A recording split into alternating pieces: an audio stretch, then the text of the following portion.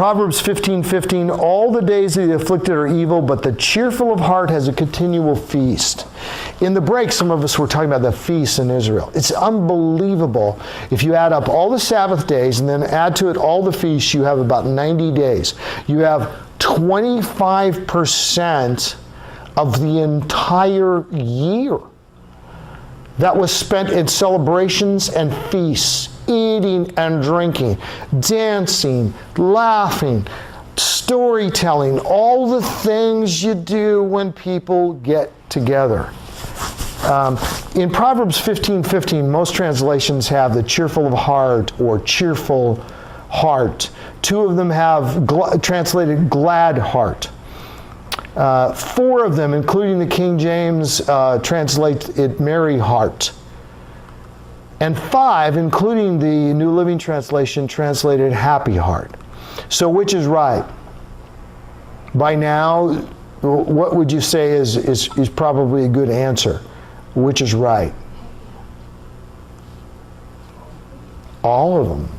Happy, merry, cheerful, gladness. They're all conveying the same pleasure and delight and enjoyment.